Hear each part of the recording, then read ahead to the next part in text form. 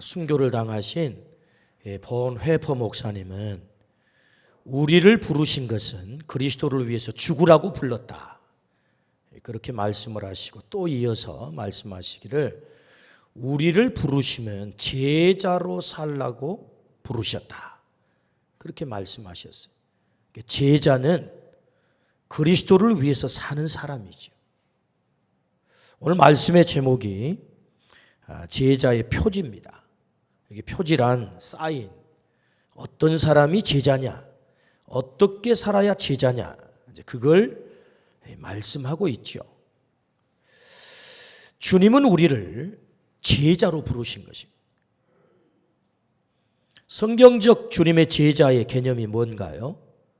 크게 5가지로 정리를 할 수 있는데, 성경적 주님의 제자 마테테스는 주님을 배우는 자, 주님을 따르는 자, 주님을 닮는 자, 주님의 사상과 가치관으로 무장한 자, 주님의 사명에 목숨을 거는 자, 그가 성경적 주님의 제자 마테테스입니다.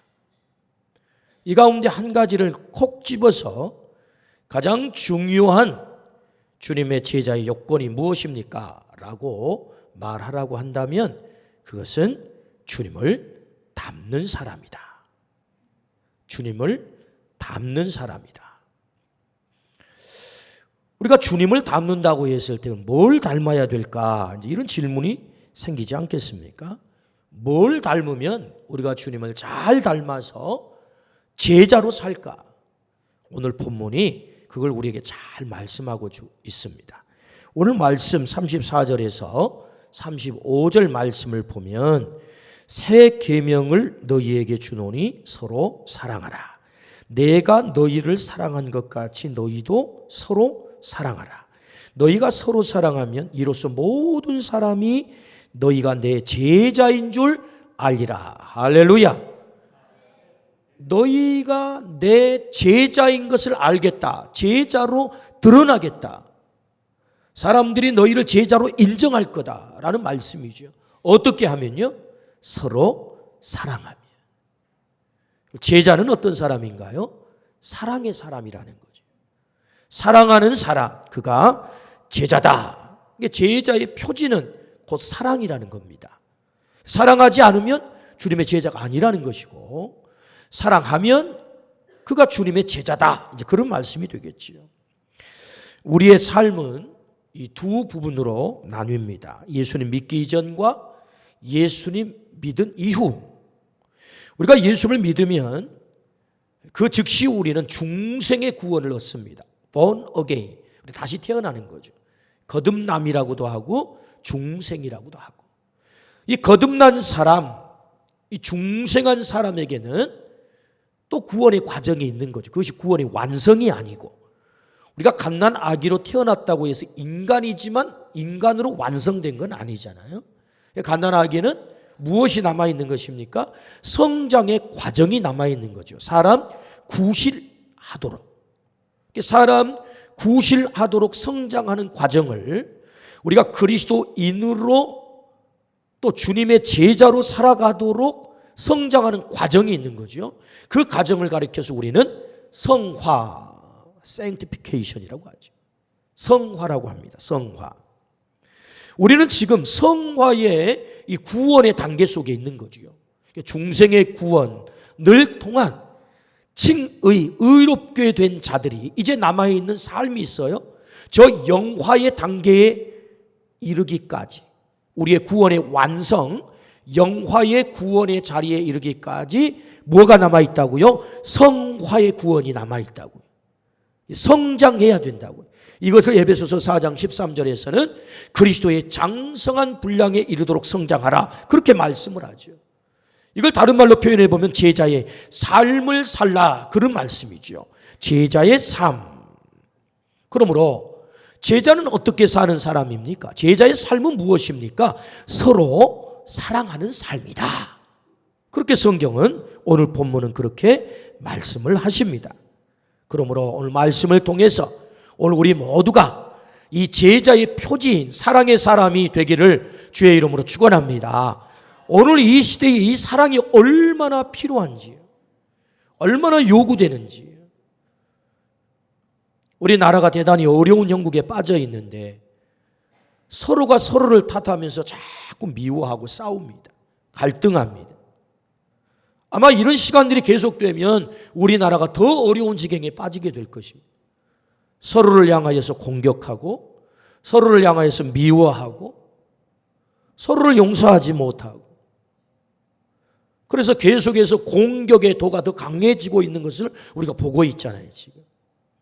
뿐만 아니라 세계의 추세 역시 마찬가지입니다. 영국의 블랙시트 이후에 자국의 이익을 추구하는 이 세계적인 흐름, 뿐만 아니라 미국의 세계를 움직이는 대통령 트럼프가 당선된 이후에 자기의 이익을 추구하면서, 자국의 이익을 추구하면서 무슨 장벽을 쌓는다, 뭐 이민을 어떻게 한다 해가면서 세계가 지금 대단히 불안해져 있는 것입니다. 지금. 이미 과거의 국제적인 질서 속에서 나라와 나라 사이에 맺었던 계약들을 다 파기하고 있잖아요, 지금. 뭐 탈퇴한다, 이거 새롭게 계약해야 된다. 계속해서 서로 사랑하지 못한 방향으로 이 세계가 흘러가고 있단 말이죠. 이런 흐름 속에서 오늘 우리 그리스도인들이 어떻게 살아야 될 것인가? 주님은 우리를 제자로 부르셨다. 제자의 표지가 뭐냐? 그것은 사랑이다. 어떻게 사랑하는 거냐? 서로 사랑하는 거다. 이렇게 말씀을 해 주십니다. 그러므로 오늘 우리가 제자로 부름을 받았다고 한다면 제자의 표지, 이 서로 사랑, 이 사랑의 사람이 되는 그런 은혜의 시간이 되기를 주의 이름으로 축원합니다. 아멘. 그렇다면 우리는 어떻게 서로 사랑할 수 있을까요? 제자의 표지인 이 사랑. 오늘 본문 34절, 35절 말씀을 같이 다시 한번 읽어봅니다. 시작. 내가 너희를 사랑한 것 같이 너희도 서로 사랑하라. 너희가 서로 사랑하면 이로써 모든 사람이 너희가 내 제자인 줄 알리라. 아멘. 오늘 본문에 보니까 3번 반복되는 말씀이 나오죠. 그게 뭡니까? 서로 사랑하라. 왜 반복하겠습니까? 중요하다는 거죠. 오늘 이 말씀의 키라는 거 하는 거죠. 핵심 말씀이다. 그런데 오늘 말씀해 보니까 물론 중요한 단어는 사랑일 것입니다. 근데 이 사랑이라고 하는 단어 앞에 뭐가 붙어 있죠? 서로 사랑하라. 서로 사랑하라는 말은 사랑에는 파트너가 있다는 거죠. 하나님의 사랑의 파트너는 인간이었죠. 인간에게도 사랑의 파트너가 있잖아요. 그러니까 사랑이 일방적인 사랑이 있으면서 동시에 서로 사랑이 있죠. 우리 주님이 말씀하신 오늘 본문에서의 말씀은 서로 사랑이란 말이에요. 서로 사랑. 그럼 이 서로 사랑이 담고 있는 주님이 우리에게 들려주시려고 하는 메시지가 뭘까? 제자로서 어떻게 살라는 거냐? 서로 사랑하라는 거다. 그럼 그 사랑이 도대체 뭐냐? 그 서로 사랑할 수 있기 위해서는 어떻게 하라는 거냐? 이제 그런 말씀이죠. 오늘 이 서로 사랑하라는 말은 사랑받는 존재로 변화되라 라는 메시지예요, 사실은. 아무리 사랑하려고 해도 사랑이 안 되는 대상이 있는 거예요, 이게. 그러니까 주님의 주문이 뭐예요? 서로 사랑이에요. 다시 말하면 내 사랑의 파트너인 상대방을 나는 요리해서 내가 변화시킬 수는 없어요. 내 마음대로. 저 인간 좀 변화시키고 싶어. 변화가 되던가요? 한 30년쯤 사니까 변화가 되던가요? 그 인간 안 바뀝니다. 참 변하지 않습니다. 그런데 내 사랑의 파트너, 상대방을 내가 내 마음먹은 대로 요리해서 변화시킬 수는 없지만 내가 나는 변화시킬 수 있는 거예요. 서로 사랑하라라고 하는 이 말씀은 상대방에게 사랑을 요구하라는 얘기가 아니고 네가 사랑받을 수 있는 존재로 너를 변화시켜라라는 메시지란 말이죠. 서로 사랑하라 이 말은 사랑받는 존재로 너를 변화시켜라. 이것이 서로 사랑의 메시지예요. 우리 아멘 합시다. 아멘. 나를 사랑받는 존재로 변화시켜라. 나를 사랑받는 존재로 만들라. 이것이 주님이 우리에게 가르쳐 주신 메시지, 말씀입니다. 제자는 어떤 사람이냐? 사랑의 사람이다. 사랑의 사람이라고 했을 때 첫 번째는 나를 사랑받는 존재로 변화시키는 것이다. 결국 예수님을 닮는다는 것은 나를 사랑받는 존재로 바꿔가는 거죠. 내가 예수님을 닮는다 했을 때 뭘 닮아요? 여러분, 예수님은 모든 사람들에게 사랑을 받으셨어요. 오늘 우리에게도 사랑을 받고 있잖아요. 어떻게 사랑받는 존재가 됐나요? 그건 당신이 스스로 우리에게 사랑할 수밖에 없도록, 우리가 그를 사랑할 수밖에 없도록 다가오셨다는 거죠. 때문에 그분은 사랑을 받고 있는 거죠. 그러므로 서로 사랑하기 위해서는 왜 당신은 사랑하지 않느냐고, 왜 예수님처럼 사랑하지 않느냐고 하기 전에 자신을 돌아봐야 된다. 그런 말씀이죠. 내가 과연 나는 사랑받는 존재인가? 나는 그의 사랑을 끌어내게 하고 있는가? 그가 나를 사랑하도록 그의 사랑을 나는 끌어내는 존재인가? 이걸 돌아봐야 된다는 거죠. 사랑은 자기에게서 나온다는 말이 있습니다. 미움도 자기에게서 나온다는 말이 있습니다. 왜 사람들이 그를 미워해요? 미운 짓을 하니까. 너무 간단하게. 왜 그가 사랑받나요? 사랑받게 하니까. 이게 사랑이 자기에게서 나온다는 말이 있지요. 왜 예수님이 사랑받죠? 사랑받게 하셨으니까. 그거죠.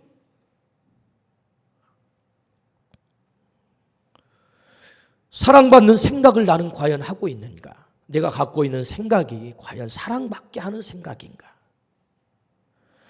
내가 사랑받을 만한 말을 하고 있는가? 나는 사랑받을 만한 행동을 하고 있는가? 혹은 나는 사랑받도록 무례하지 않는가? 고린도전서 13장에 보면 사랑은 무례하지 아니하며 그랬거든요. 예의를 잘 갖춘다는 거죠. 우리가 너무 가까이 친하기 때문에 함부로 할 경우가 참 많습니다. 예를 갖추지 않는단 말이에요. 특별히 한국적 과거, 요새는 좀 그렇지 않습니다만 과거에는 이웃집 아줌마한테는 얼마나 친절한지 몰라요. 절절매죠. 한국의 남편님들께서, 물론 저를 포함해가지고 이웃집 아주머니한테는 굉장히 친절합니다. 어찌할 줄 몰라가지고 몸둘 바를 몰라가지고. 근데 정작 친절하고 예의를 갖춰야 될 자기 아내에게는 별로 안 친절하죠. 함부로 합니다.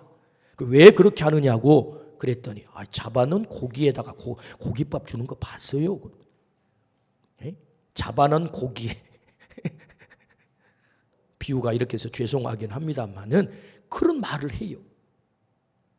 사랑은 예를 갖추는 거예요. 사랑은 무례히 행하지 아니하며. 우리 아멘 하십시다. 그 왜 사랑의 속성을 고린도전서 13장에 그렇게 말씀하실까요? 사랑을 받도록 하라는 거죠. 사랑을 받도록 하는 존재로 너를 변화시켜라, 이 말씀인 거예요. 사랑받도록 나는 친절하게 다가가는가? 오는 말이 고와야 가는 말도 곱다라는 말이 우리의 속담 아니겠습니까?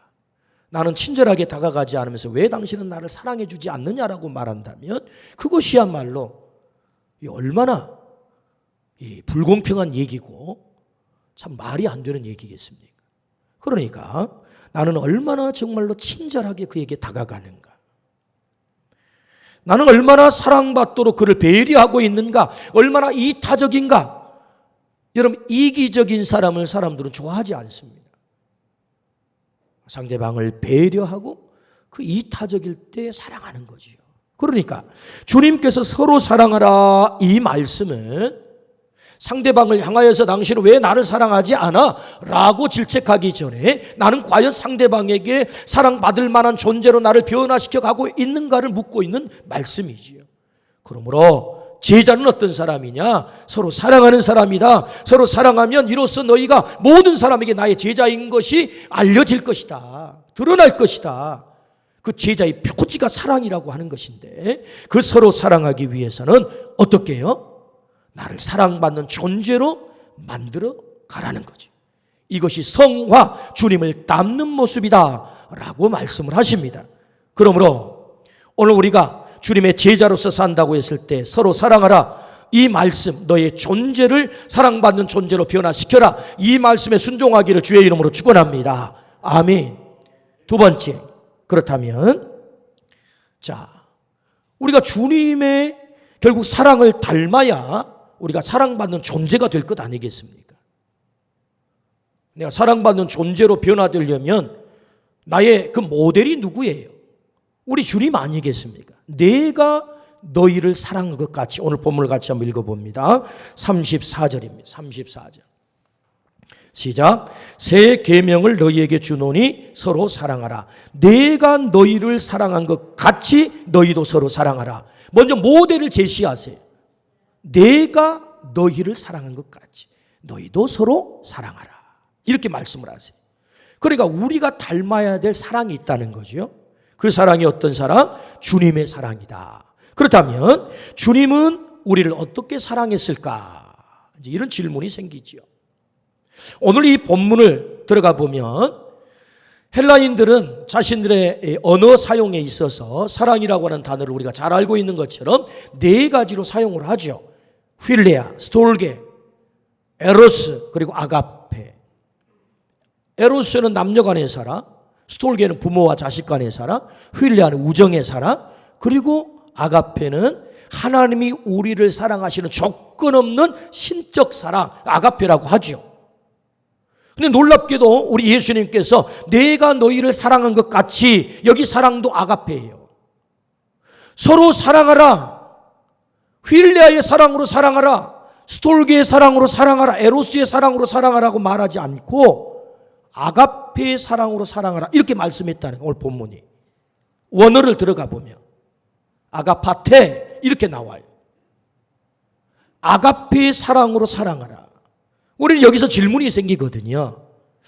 그거 하나님의 사랑 아닙니까? 무조건적 신적 사랑, 하나님의 사랑이, 주님의 사랑이 아가페의 사랑이라고 한다면 과연 우리는 인간의 한계를 지닌 한계적 존재인 우리가 그저 에로스의 사랑을 하고 그것이 울고 짜고 그럴 수밖에 없는 존재인 우리가, 그저 휠리아의 사랑으로 그저 친구 간의 우정 정도 나눌 수밖에 없는 그런 사랑을 할 수밖에 없는 존재인 우리가 과연 이 아가페의 사랑으로 사랑할 수 있는 존재입니까? 라는 질문이 생긴다, 그 말이. 근데 놀랍게도 주님은 우리가 그럴 수 있다는 거예요. 우리도 아가페의 사랑으로 사랑할 수 있다. 그리스도의 장성한 분량에 이르도록 성장할 수 있다.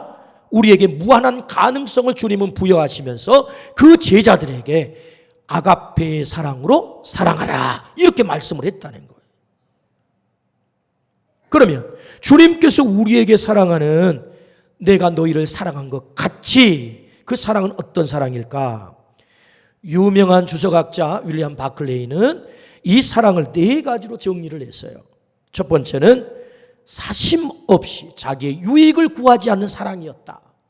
두 번째는 모든 것을 있는 그대로 이해하면서 사랑했다. 세 번째는 모든 것을 다 주는 희생적 사랑이었다. 네 번째는 용서의 사랑이었다라고 정리를 했어요. 저는 이 주님의 이 네 가지의 사랑의 모습, 물론 전체는 하나의 사랑이죠. 그 하나의 사랑을 분석해 보니까 주님의 사랑이 이런 사랑이다라는 거죠. 그러므로 오늘 이 네 가지로 정리된 이 사랑을 좀 더 깊이 들어가 보려고 합니다. 첫 번째, 주님이 우리를 사랑하셨는데 어떤 사랑으로 사랑하셨는가 했을 때 사심 없이 자기의 유익을 구하지 않는 사랑이었다라는 거죠. 사람들은 사랑할 때 기대와 요구가 있습니다. 이 사랑이 내게 무엇을 줄까? 내게 어떤 행복을 가져올까? 이 기대와 이 요구 때문에 내가 사실은 사랑하는 거예요. 그런데 내가 사랑하다가 내가 그 요구를 채울 수 없으면, 내가 이 사랑을 통해 가지고 내게 뭔가 유익이 있을 거야, 또는 이 사랑을 통해 가지고 내가 행복해질 거야 라고 기대를 했는데 이 기대가 채워지지 않으니까 어떻게 해요? 그 사랑을 버리는 거예요. 그래서 오늘 이 시대에 얼마나 많은 사람들이 그 사랑을 가차없이 버립니까? 언젠가는 죽고 못 산다 그렇게 말하다가 어느 순간에 돌아서서 무슨 유행가 가사처럼 점 하나 빼니까 남이 되는 거예요. 님이 됐다가 남이 됐다가. 여러분 그 가사 아시나요? 언젠가는 무슨 이렇게 노래를 하다가 님이라고 부르다가 점을 하나 빼니까 남이 돼가지고 왼수가 되는 거예요. 왼수. 이게 뭐예요? 이게 인간의 사랑이라는 거죠.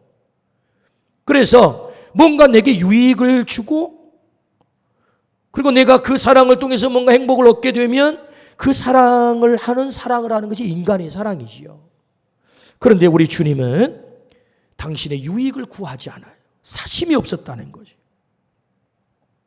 마가복음 10장 45절 말씀에 인자가 온 것은 섬김을 받으려 함이 아니라 도리어 섬기려 하고 자기 목숨을 많은 사람의 대속물로 주려 함이니라. 아멘. 섬기기 위해서 오셨다는 거예요. 그래서 종이 되어서 마지막 자리 저 무덤에까지 내려가셔서 우리를 섬기시는 거죠. 죄인인 우리, 사랑할 만한 가치가 있는 존재가 아니에요. 그럼에도 불구하고 주님은 우리를 사랑하셨다는 거예요. 당신에게 아무 유익이 돌아오지 않음에도 불구하고 사랑하셨다. 이것이 주님이 우리를 사랑하신 사랑이다.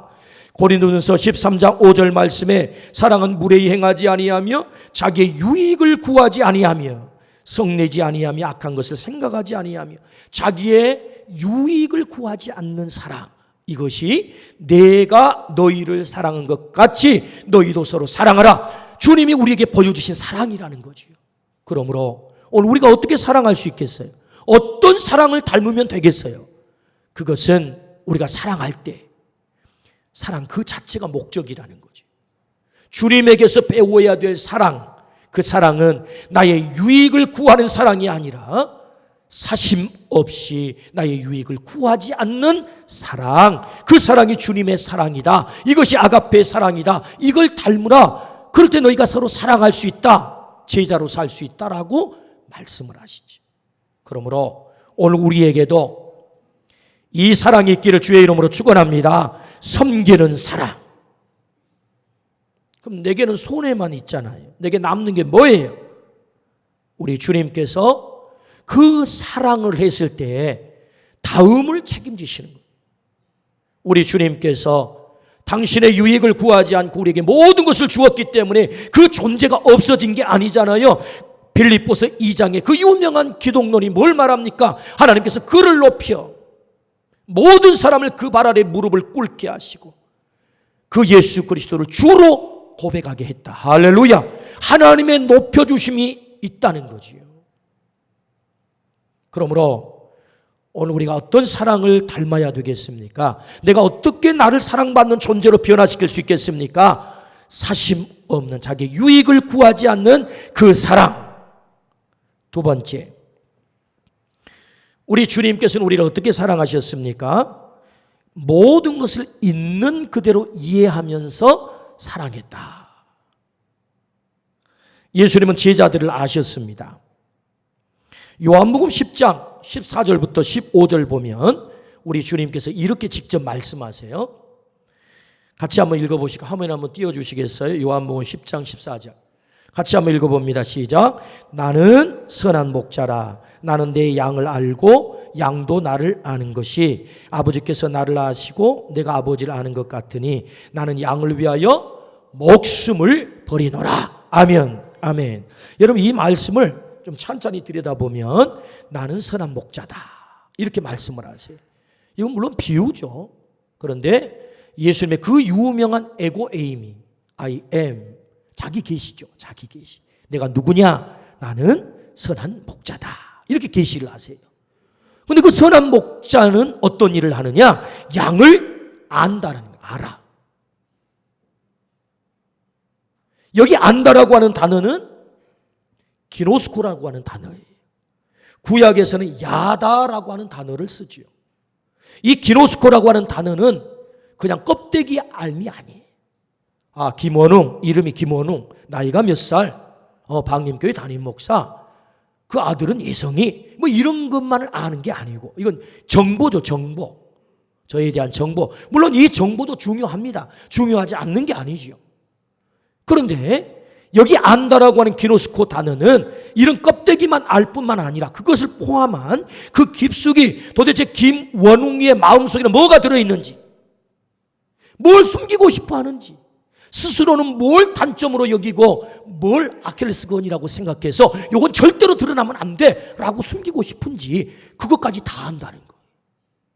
단점과 약점과 추함과 부끄러움과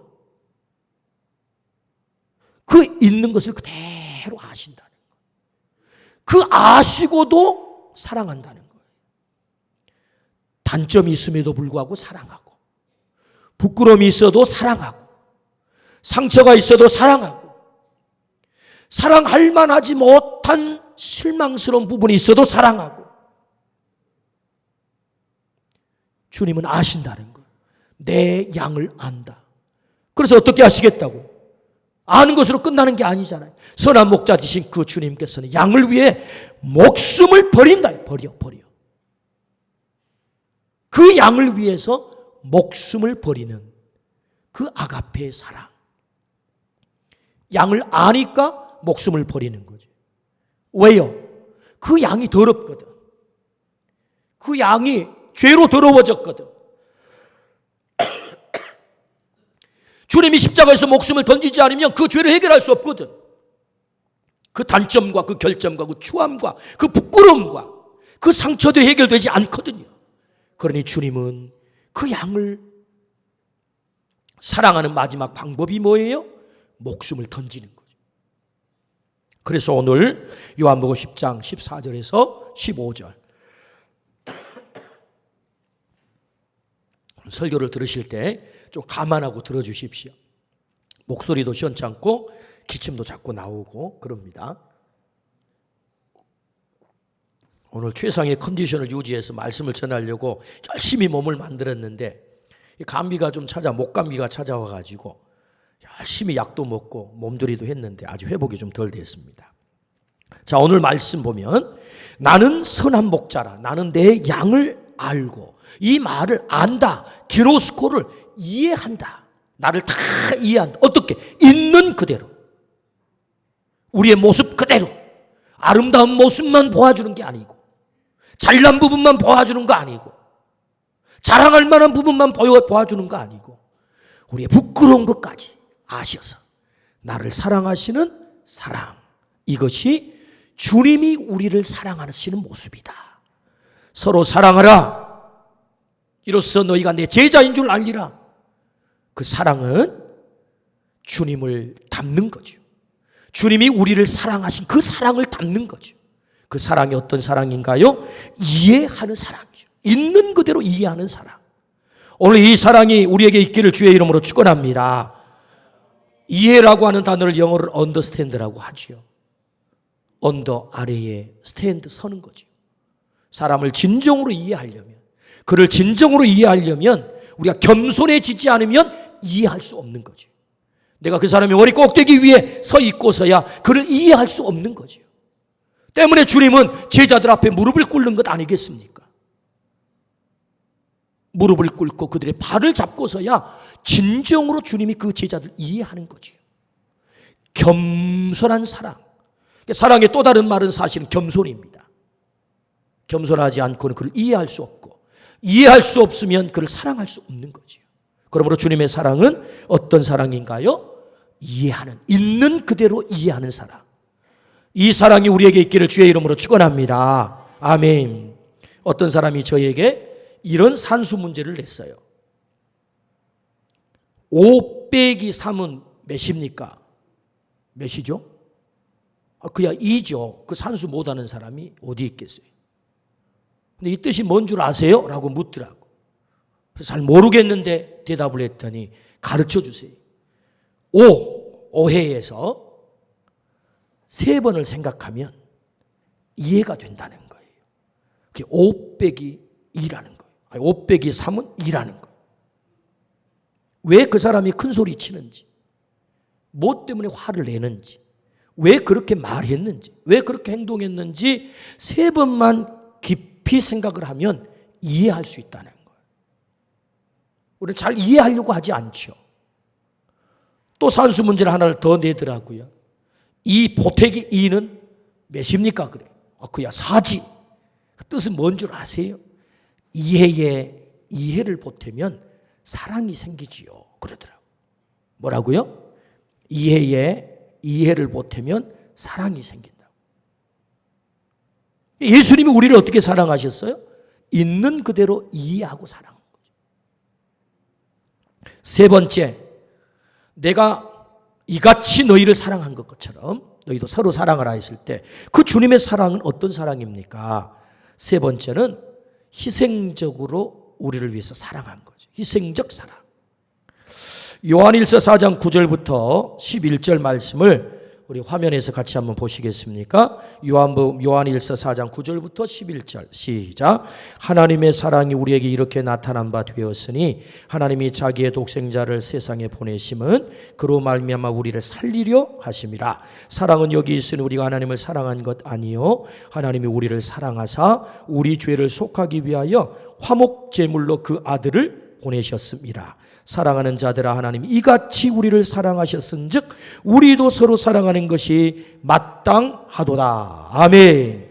오늘 여기 보니까 이같이 우리를 사랑하셨은즉 말씀과 오늘 본문 35절에 오늘 34절에 내가 너희를 사랑한 것 같이는 같은 내용이에요. 이같이 너희를 사랑했다. 또 내가 너희를 사랑한 것 같이. 그 사랑이 어떤 사랑인가요? 화목 제물이 되어서 죽어버린 사랑이라는 거죠.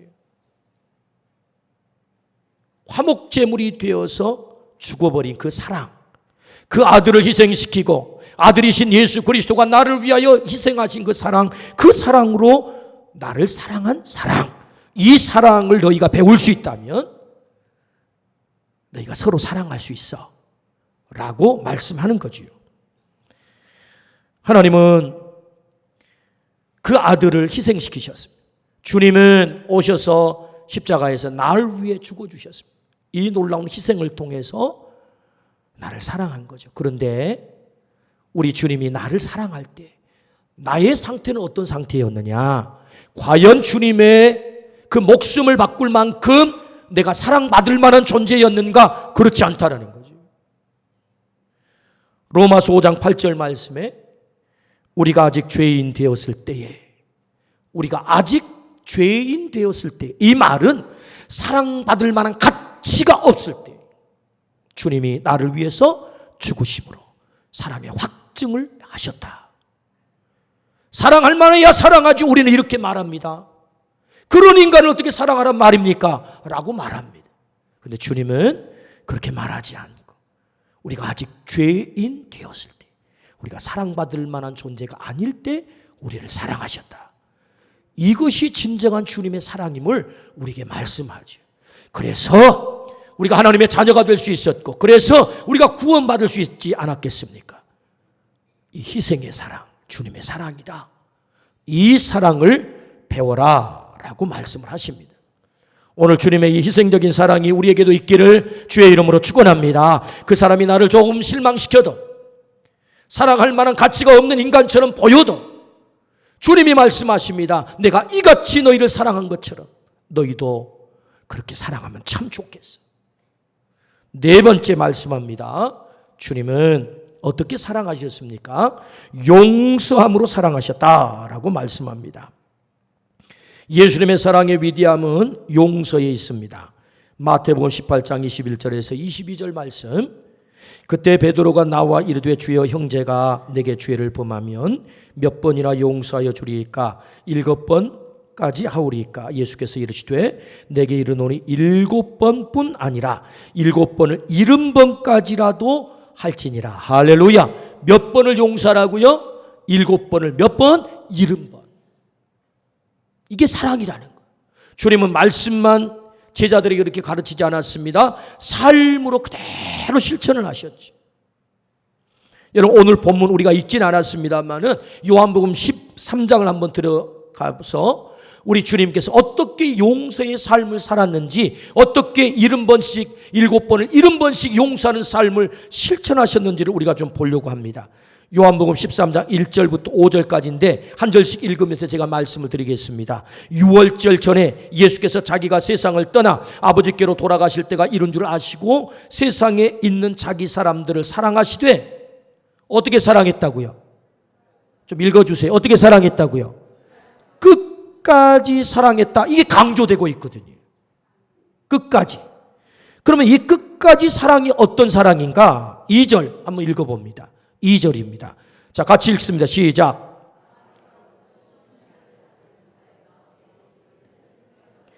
마귀가 가룟 유다의 마음속에 들어갔어요. 예수님이 아셨습니까? 몰랐습니까? 아셨습니다.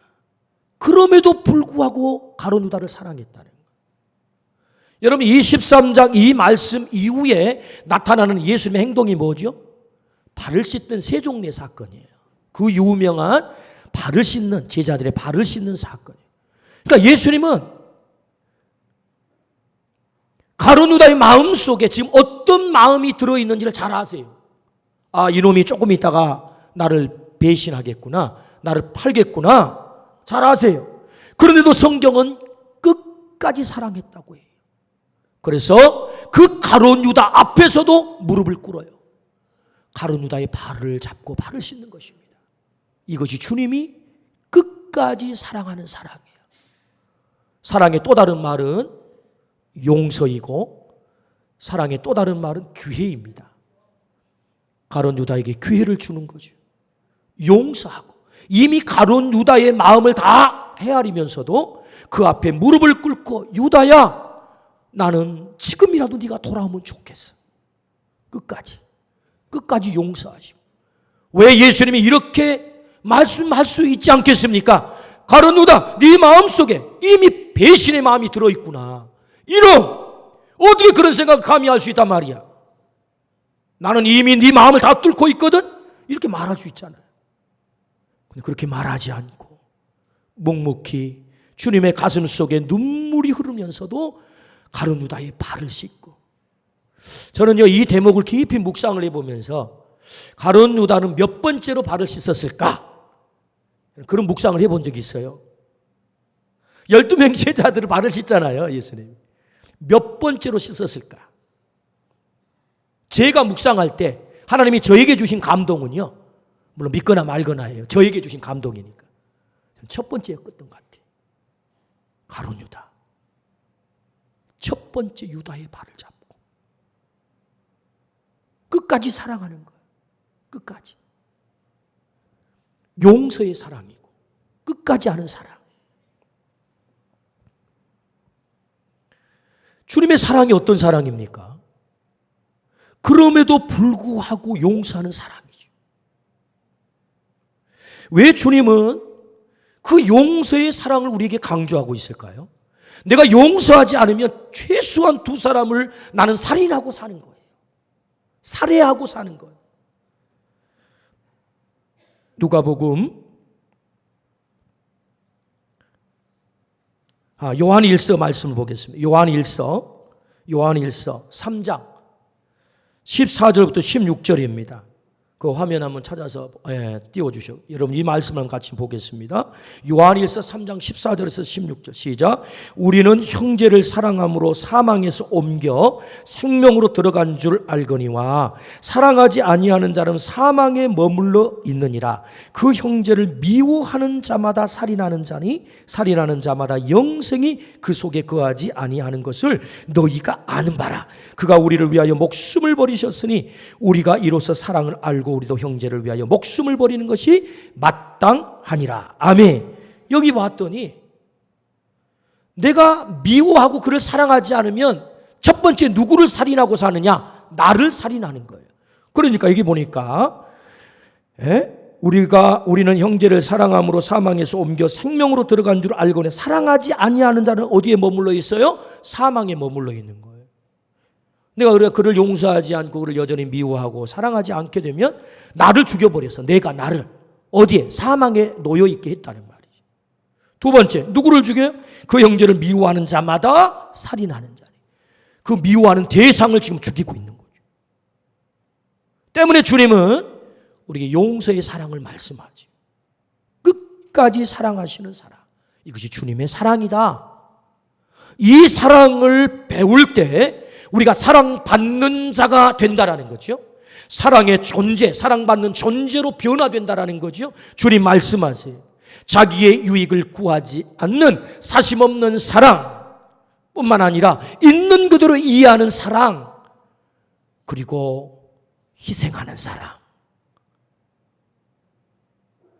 사랑받을 만한 자격 안 된 나를 목숨을 던져 사랑하신 그 희생적인 사랑, 그 사랑을 받았으니 너도 그 사랑 받는 자로 변화되면 좋겠어 라고 말씀을 하십니다.